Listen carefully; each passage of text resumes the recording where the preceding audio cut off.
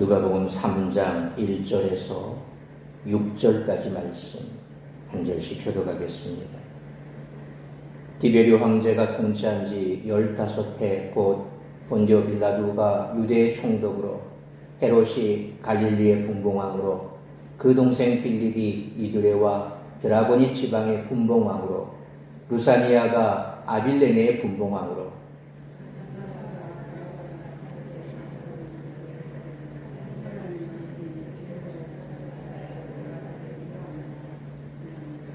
요한이 요단강 부근 각처에서 각처에 와서 죄의 사함을 받게 하는 회개의 세례를 전파하니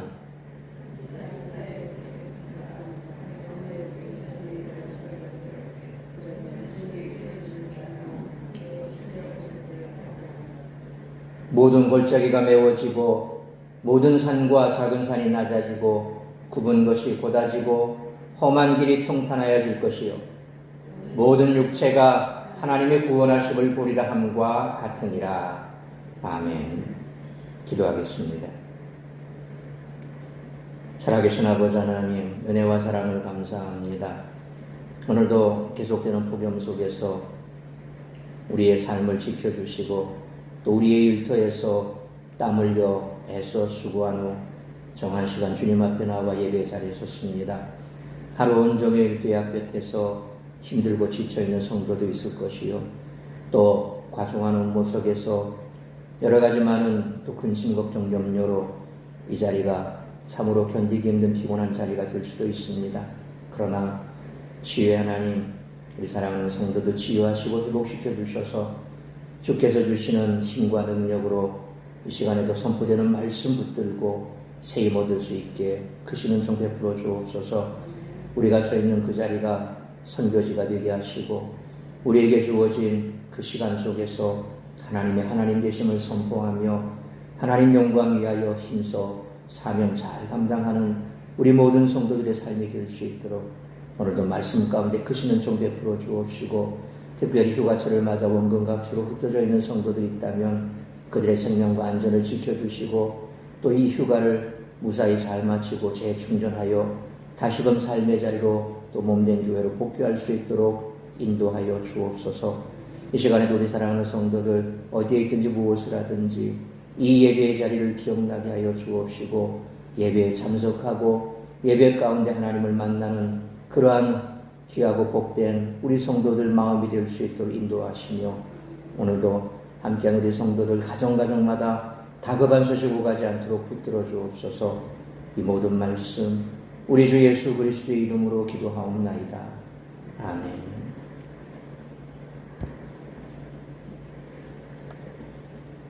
세례 요한은 주 28년부터 29년경에 등장해 사역을 시작했습니다. 세례 요한은 새 출애굽을 연상시키는 광야, 출애굽 후 이스라엘이 건넜던 요단강에서 세례를 주며 새로운 출애굽을 준비시켰습니다. 이방인이 개종할 때 받는 세례 의식을 유대인에게 받도록 해 자신이 이방인과 같은 죄인임을 인정하도록 하고 참된 하나님의 백성으로 거듭나도록 촉구했습니다. 이것은 유대인도 새 언약의 백성이 되기 위해 예수님을 믿고 세례를 받아야 하는 기독교 세례의 전조였습니다. 당시 선민으로서 자부심을 가진 유대인이 스스로 이방인과 같은 죄인임을 인정하는 개종자 세례를 받아들이는 것은 쉽지 않은 일이었을 것입니다. 하지만 그렇기 때문에 세례는 회개의 표지가 될 수 있었습니다. 잘못된 선민의식을 가지는 것은 기독교인에게도 문제가 됩니다. 세상 사람처럼 죄짓고 살면서도 구원의 확신을 가진다면 그것은 잘못된 선민의식입니다. 유대인이 회개하고 세례받았듯이 기독교인도 잘못된 선민의식을 버리고 회개함으로 참된 하나님의 백성이 되어야 한다는 것입니다. 예수님을 믿지 않는 기독교인, 예수님의 가르침대로 살지 않는 기독교인은 진정으로 회개하고 참된 하나님의 백성이 되어야 합니다. 교회에 소속해 있고 예배에 참석한다고 해도 예수님을 믿고 따르지 않는다면 선민이 아닙니다. 예수님을 믿는 사람이 참된 하나님의 백성인 선민임에도 불구하고 오늘날 여전히 유대인이 선민이라고 생각하고 기독교인은 이방인이라고 생각하는 경우도 잘못된 선민 사상입니다. 만일 유대인이 어떠한 경우에도 선민이라면 세례 요한이 그들에게 회개하고 참된 하나님의 백성이 되는 개종자 세례를 받도록 하지 않았을 것이라는 것을 우리는 염두에 두어야 됩니다. 이처럼 오늘 본문은 예수 그리스도의 사역을 본격적으로 이야기하기 전에 예수 그리스도의 길을 예비하기 위해 보냄받은 세례 요한의 사역이 소개되고 있습니다. 따라서 그의 사역을 통해 예수 그리스도의 사역이 갖는 의미를 발견할 수 있게 하는 오늘 본문의 말씀을 통해 우리들이 깨달아야 할 것은 첫째로 1절로 2절 말씀처럼 우리의 광야에서 하나님을 만나야 한다는 것입니다. 1절 말씀처럼 세례 요한은 디베르 황제가 통치한 지 15년째 되던 때에 사역을 시작했습니다. 티베리우스라고도 합니다. 이 디베르는 주 14년 8월에 로마 황제로 즉위했습니다. 주 14년은 디베르 황제 제1년으로 잡으면 제15년은 주후 28년 8월에서 29년 8월입니다. 이때 빌라도가 유대 총독이었고 2절 말씀처럼 안나스와 가야바가 대제사장이었습니다. 빌라도가 유대 총독인 시기는 주 26년부터 36년이었고 안나스는 주 5년부터 15년, 가야바는 주 18년에서 36년의 최고 제사장이었습니다. 2절에서 대제사장이라고 번역된 헬라어 아르키에레오스라고 하는 말은 최고 제사장과 그 전임자를 포함하는 것이므로 최고 종교 지도자들이라는 넓은 의미로 사용되는 말이었습니다. 그리고 하나님의 말씀이 세례 요한에게 임했다라고 하는 이 표현은 예레미야 1장 1절로 2절 말씀처럼 선지자 예레미야에게 하나님의 말씀이 임했다라는 구절을 기억나게 합니다. 오늘 본문 2절이나 예레미야 1장 1절로 2절의 본문은 둘 다 하나님의 말씀이 임했음을 표현하기 위해 동작을 나타내는 디노마이라는 동사를 사용하므로 매우 밀접한 관련성을 가집니다. 그래서 요한이 예레미야와 같은 선지자로서 사역을 시작했음을 알려준다는 것입니다. 세례 요한이 하나님의 말씀을 받은 곳이 어디입니까? 광야입니다. 광야는 선지자가 등장하기에 적합한 장소로 여겨졌으며 열왕기하 2장 6절 말씀처럼 엘리야가 떠나간 장소가 광야입니다. 새 엘리야인 세례 요한이 선지자로 등장한 장소 역시 광야라는 것입니다. 이처럼 요한이 활동했던 시대는 로마 황제 디베르의 시대였습니다. 그때 유대 땅에는 안나스와 그의 사위 가야바가 차례로 대제사장직을 수행했습니다. 제사장들은 종교 권력을 등에 업고 유대 지역을 통치했습니다.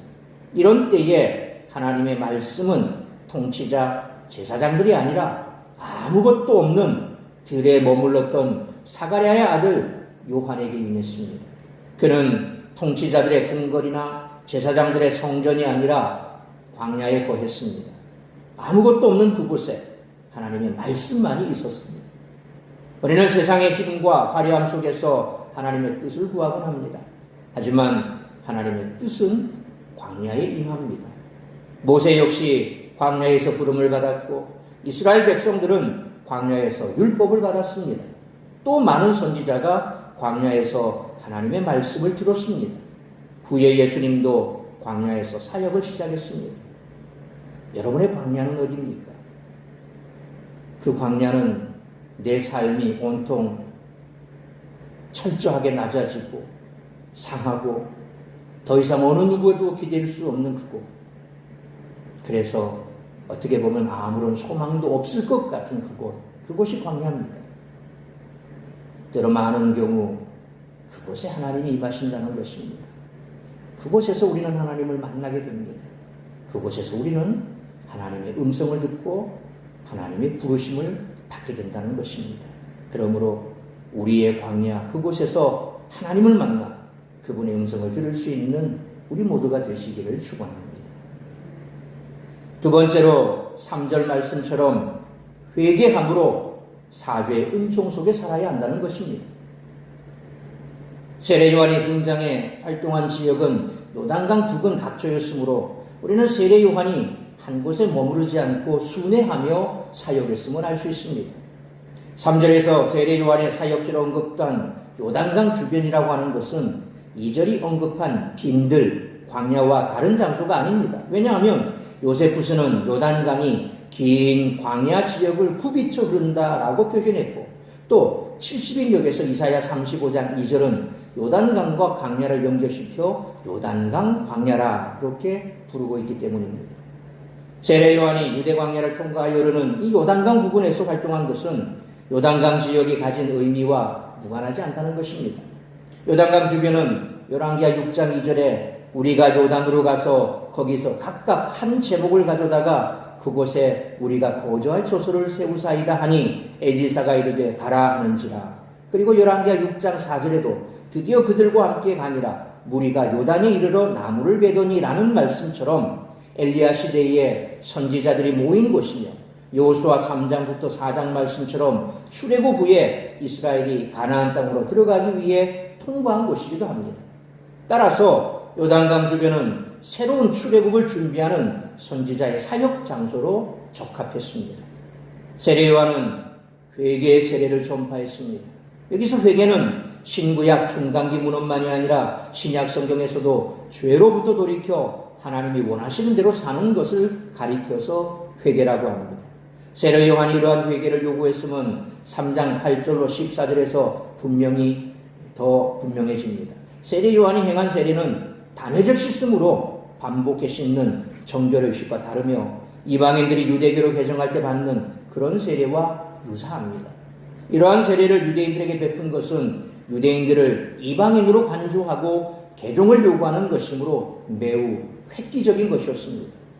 이방인을 죄인으로 간주하던 유대인들은 자신들도 죄인이라고 인정하며 참된 하나님의 백성이 되는 세례를 받았을 것입니다. 그들은 유대 광야 사이를 흐르는 요단강에서 이러한 세례를 받으며 이렇게 하면 하나님이 그들에게 새로운 출애굽을 베풀어 주실 것이라고 기대했을 것입니다. 요한이 요단강 주변 지역에서 회개의 세례를 전파한 것은 회개의 세례를 위한 장소로 요단강을 선택했기 때문일 것입니다. 구약시대는 레위기 14장 5절로 6절, 민수기 19장 17절 말씀처럼 심한 불결의 경우 흐르는 물로 씻도록 했습니다. 나만 장군이 어디 가서 씻었습니까? 요단강에 들어가서 씻으라 그랬습니다. 그는 보통 사람이 가까이 할 수 없는 죄인의 상징인 나병 환자입니다. 그러니까 그런 죄악을 씻을 수 있는 정결케 되는 요단강에 들어가서 씻으라 그랬습니다. 근데 나만 장군이 뭐라고 웃습니까? 내가 있는 지역에 이만큼만 물이 없더냐? 이거보다 더 깨끗한 물이 있는데 왜 이 똥물 같은 실제로 이 요단강을 가보면 그렇게 물이 좋지 않습니다. 지금도 가보면 거의 황토빛 물입니다. 우리가 되게 이 우기가 왔을 때 비가 많이 오는 장마철 같은 경우 강들이 다 뻘물이죠. 이렇게 해서 그래서 홍수 때 마실 물이 없다라는 표현은 맑은 물이 아닙니다. 요단강도 마찬가지입니다. 지금도 가보면 그 강물이 그렇게 맑지 않습니다. 탁합니다. 탁릅니다. 근데 거기 들어가서 몸을 씻으라 그러니까 나만 장군이 놀리지 않습니까? 내가 사는 곳에 이것보다 더 좋은 강이 있는데 왜 이런 똥물 같은 데 들어가라 그러면서 화를 내죠. 요단강이 그런 곳입니다. 그럼에도 불구하고 강이라고 하는 것은, 이 요단강이라고 하는 것은 그 갖고 있는 의미가 불결함을 씻는다라는 것입니다. 물 자체가 씻어내림을 여기지 않습니까? 그 정결의식에서 물로 씻는 겁니다. 하나님 앞에 제사하기 전에 물두멍에서 제사장이 먼저 자신의 손을 씻고 정결케 하고 그렇게 들어갑니다. 제사 임합니다. 물은 정결케 하는 것입니다. 요한복음 4장에 나오는 가나 혼인잔치에서 정결례에 드는 항아리, 정결례에 쓰는 항아리, 그 항아리에 물이 가득 차 있더라. 근데 예수님께서 그 항아리를 포도주로 바꿔주셨죠.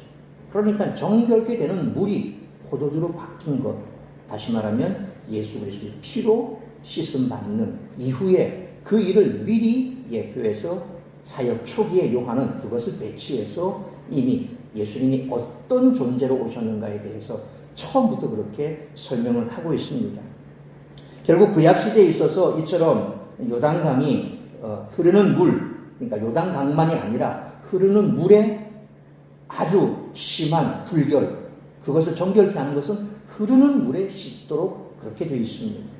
당시 유대인들은 흐르는 강물에 온몸을 담그는 것, 특히 요단 강물에 온몸을 담그는 것을 죄 용서를 구하는 회개와 연관시켰으므로 요단강은 회개를 위한 세례를 받기에 적합한 장소였던 것입니다. 그렇다면 세례 요한은 왜 세례를 전파했을까요? 왜 세례를 설교했을까요? 요단강에서 세례를 주려면 사람들을 그곳으로 불러내야 했을 것이고, 사람들이 세례받도록 하기 위해서는 세례를 왜 받아야 하는지 알려야 했기 때문에 세례를 전파했고 세례를 설교했던 것입니다. 누가는 이러한 사역을 언급함으로써 그가 선지자로 사역했으며 이사야 40장 3절에 외치는 자의 소리여 이르되 너희는 광야에서 여호와의 길을 예비하라 사막에서 우리 하나님의 대로를 평탄케 하라는 말씀에서 바로 세례 요한이 소리임을 보여주고 있습니다. 소리. 소위 말하면 세례 요한이 설교한 거죠. 세례를 전파했습니다. 설교했습니다. 그래서 세례 요한은 소리라는 것입니다. 세례 요한은 회개하면 새 출애굽이 준비된다라고 설교했을 것입니다. 레위기 26장 15절과 또 26장 38절 43절 말씀처럼 이스라엘이 죄로 인해 포로로 잡혀갔으므로 그 상태에서 해방되는 새 출애굽을 경험하려면 죄를 사함받아야 하고 이를 위해 회개해야 한다라고 설교했을 것입니다. 그는 회개하면 포로 상태로부터 회복될 것이라는 레위기 26장 40절로 42절에 하나님의 약속을 환기시켰던 것입니다. 그래서 세례 요한은 회개의 표시로 세례를 전파한 듯합니다. 몸을 씻는 외적 의식을 통해 내적 회개를 표현할 수 있기 때문에 그랬던 것입니다. 또한 자신을 이방인이나 다름없는 죄인으로 인정하는 것을 회개의 내용에 담으려면 개종자가 행하는 단회적 제도를 받도록 할 필요가 있었던 것입니다. 죄로 가득한 이방인들이 정결한 하나님의 백성으로 되는 그 표로 세례를 베풀므로 정결케 씻어서 이제 새로운 하나님의 언약 백성으로 이방인을 삼을 때 그런 표를 썼는데, 유대인들에게 그것을 썼다는 것은 너희도 이방인과 똑같은 죄인이야. 그렇기 때문에 죄인이 하나님의 백성이 되려면 씻어야 돼. 세례 받아야 돼. 이렇게 되는 거죠. 이처럼 광야에서 하나님의 말씀을 받은 요한은 많은 사람에게 하나님의 말씀을 전합니다. 그가 전했던 하나님 말씀의 핵심은 죄의 사함을 위한 회개의 세례입니다. 이는 회개의 세례를 받으면 죄의 사함이 이루어진다는 뜻이 아닙니다. 죄의 사함을 예비하는 길이 회개의 세례라는 그런 뜻입니다. 죄의 사함은 예수 그리스도의 사역입니다. 예수 그리스도의 죽으심과 부활하심을 통해 죄의 사함의 놀라운 역사가 우리 가운데 일어난다는 것입니다. 죄를 용서받기 위해 회개로 나아가는 세례를 요한은 전하고 있었던 것입니다. 자신의 죄를 회개하는 것으로 죄의 사함 받는 것이 아닙니다. 회개를 통해 예수 그리스도를 만나 그분을 믿는 믿음 안에서 죄의 사함을 누리는 것입니다. 그래서 세례 요한이 뭐라고 말했습니까? 나는 물로 세례를 줄 뿐이지만 내 뒤에 오실 분은 성령으로 세례를 베푼다고 했습니다. 무슨 의미입니까? 나는 단지 물로 씻어서 표만 낼 뿐이라는 겁니다. 그런데 예수님께서 오셔서 완벽하게 우리의 모든 죄를 사하실 수 있는 성령 세례를 베푸실 것이다, 그런 것입니다. 오늘날도 마찬가지입니다. 왜 세례를 받습니까? 죄의 사함의 징표입니다. 우리가 예수 그리스도를 믿었습니다. 믿음으로 말미암아 우리 죄는 이미 예수 그리스도의 보혈로 씻어 정결함을 받았고 죄의 사함을 받았습니다. 그렇죠? 세례라고 하는 것은 그런 과정을 거쳤고 이제 형식적으로 그것을 모든 사람 앞에서 증거하는 겁니다. 이제 이 사람은 우리 교회의 멤버가 되었고 예수 그리스도의 한 형제로 이제 하나님께서 죄를 예수 그리스도의 보혈로 씻어 정결케 하신 것을 다시금 이 물로 씻어 그것을 죄의 사함의 표로 삼는 겁니다. 세례를 받아서 죄를 사한 것이 아닙니다. 제가 무슨 세례 베푼다고 죄 사한 능력이 있습니까? 아니죠. 세례와 똑같습니다. 세례가 물로 세례를 베풀었다고 해서 네 죄가 다 사함 받았냐? 그건 아니라는 거죠. 그 예수님께서 오셔서 이루실 그 길을 예비한다는 거죠. 그 뒤에 요한이 계속해서 말하는 게 있지 않습니까? 우리는 그 길을 예비할 뿐입니다. 이제 예수님을 맞아들이는 거죠. 그 형식적인 일을 통해서 더 예수님께서 나를 위해서 해주신 그 십자가의 그 공로를 가슴 깊이 새기게 되는 거죠. 세례는 그런 표시입니다. 하나의 이벤트가 되는 거죠. 우리가 뭔가를 기념할 때 이벤트를 하지 않습니까? 그 기념의 의미를 더 돋보이게 하고 또 그런 속에서 더 깊이 새기게 하는 그런 개념이 있는 거지. 뭐 그거 안 한다고 해서 뜻이 훼손되거나 그렇지는 않죠. 광복절 행사 안 한다고 해서 광복절의 의미가 사라집니까? 그런 건 아닙니다. 부활절 행사를 안 한다고 해서 예수님이 부활 안 하셨습니까? 하셨죠, 이미. 성탄절 행사를 안 한다고 예수님이 탄생 안 하셨습니까? 아닌 거죠. 그것을 통해서 더 그 의미를 되새긴다는 거죠. 예수님께서 나를 위해 십자가에 죽으시고 부활하시고 승천하시고 이제 나의 구주가 되셨다. 세례 의식을 통해서 그 예수님의 십자가 은혜를 다시금 더 깊이 새기는 거죠. 세례 요한은 주님께로 물로 세례를 베풀므로 그것을 이끌었던 것입니다. 요한은 결코 다른 이들의 죄를 사해줄 수 없는 그런 존재입니다. 그는 대속자 예수 그리스도를 간절히 기다리는 그런 사역만을 감당했을 뿐입니다. 그러므로 예수 그리스도를 믿는 믿음 안에서 회개함으로 십자가의 보혈로 씻겨 우리의 죄와 허물의 죄 사함을 받고 사죄의 은총 속에 살아가는 우리 모두가 되시기를 축원합니다. 세 번째로 4절로 6절 말씀처럼 회개를 통한 죄 사함과 구원의 복음을 전해야 한다는 것입니다. 누가는 4절 말씀처럼 세례 요한의 정체를 구약성경 이사야서를 인용하여 소개하고 있습니다. 세례 요한은 이사야 40장 3절에 나오는 광야에서 외치는 자의 소리로서 주의 길을 준비하는 그런 사역자입니다. 이 구약성경 본문을 자신에게 적용한 것은 세례 요한이 처음은 아니었습니다. 쿰난 공동체, 소위 말하는 쿰난이라고 하는 그 지역에 완전히 광야입니다. 풀 한 폭이 없는 광야입니다. 그런 곳에서 이제 로마의 통치에서 빠져나온 자들이 공동체를 형성했습니다. 그 공동체를 형성한 그들이 바로 이사야 40장 3절의 말씀처럼 광야에서 생활하면서 광야에 외치는 자의 소리로 스스로를 그렇게 생각했던 것입니다. 그러면서 그들은 거기에서 절제된 생활을 하면서 율법을 공부했던 사람들입니다. 그들이 쿰난 공동체입니다. 사실 지금은 아주 토굴에 뻥뻥뻥 마치 이렇게 큰 황토 이런 산에 동굴만 막 뚫려 있는 그곳이 이제 쿰난 공동체라고 지금 이제 성지순례 가보면 나와 있습니다. 근데 아주 오래전에 거기에서 목동이 그쪽에서 양을 치다가 양을 한 마리 잃어버려서 찾고 다니다가 동굴을 만났는데 돌을 하나 집어 던졌습니다. 돌을 집어 던졌는데 그 돌에서 항아리 깨지는 소리가 났어요. 쩡 하고. 이 목동이 궁금해서 거기를 찾아 들어갔습니다. 찾아 들어갔는데 보니까 항아리 안에 두루마리가 엄청 있었습니다. 두루마리가. 그 두루마리가 뭔가 집에 가져왔습니다.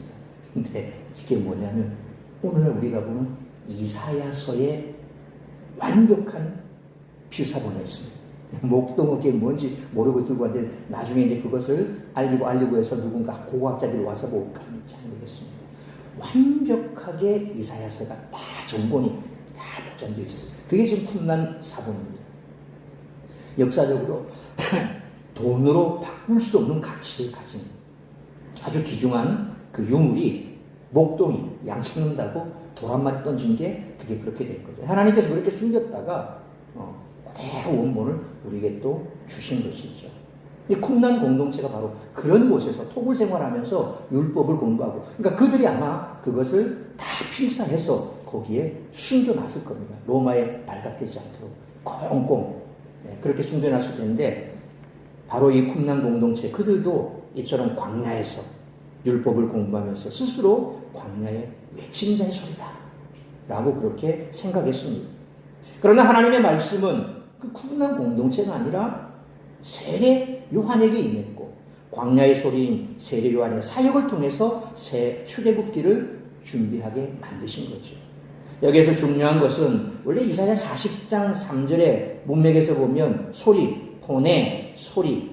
포네라고 하는 이 소리는 바벨론의 포로로 끌려갔던 유다가 주전 539년 고레스 왕이죠. 바사의 고레스 왕을 통해 해방돼 고국으로 귀환하는 상황에서 그들과 함께 약속의 땅으로 돌아오시는 여호와 하나님의 길을 예비하고 평탄케 하라 하는 그 음성, 그게 포냄입니다.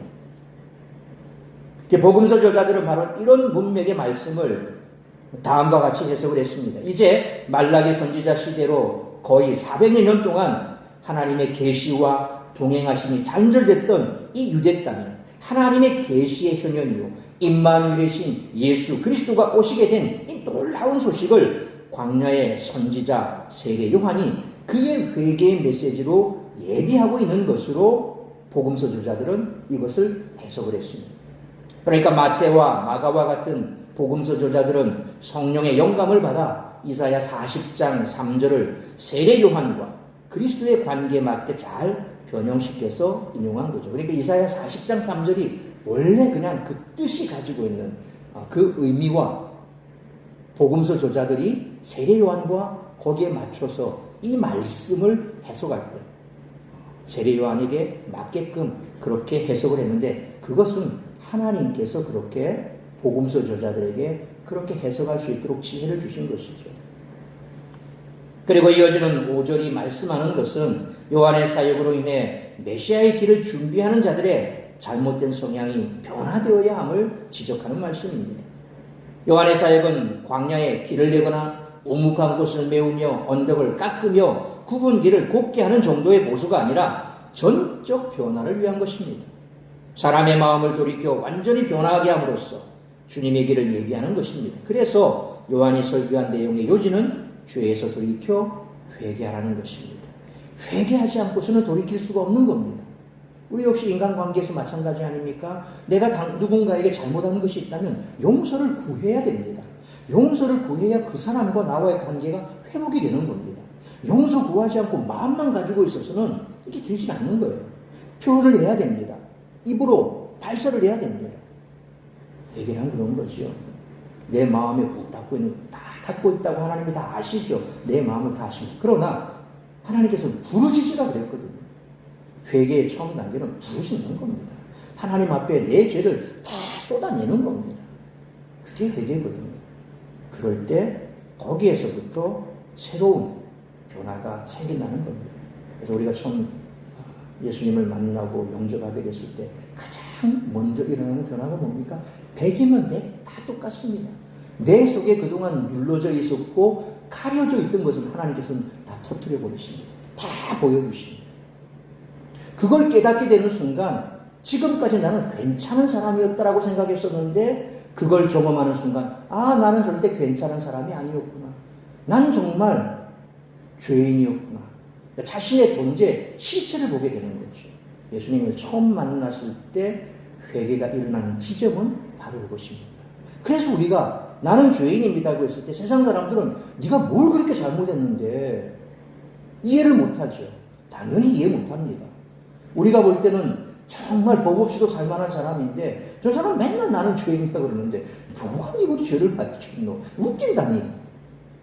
그러나 십자가 앞에 서면 우리는 내가 온전한 사람이 아님을 알게 되는 거예요. 이게 회개라는 거죠. 그래서 우리가 처음 주님을 만나게 되는 그 순간 가장 먼저 맞닥뜨리는 것은 내가 어떤 사람인가. 주님이 내가 이런 사람이라고 말하는 게 아니라 내가 어떤 사람인가를 폭로시켜버립니다. 사실 남들 앞에서 감추고 싶었던 비밀들이 폭로되면 부끄럽지요. 그래서 많은 경우 대중의 인기를 먹고 사는 연예인들이 그런 폭로 기사 때문에 자살하는 경우가 대반이지 않습니까? 그런데 예수님께서 우리를 폭로시켰을 때는 우리를 자살로 내모는 것이 아니라 우리 속에 있는 오염된 것들을 다 끄집어내서 밖으로 배출시켜버리는 겁니다. 그리고 그 사이에 하나님의 은혜로 사랑으로 채워넣으시는 거죠.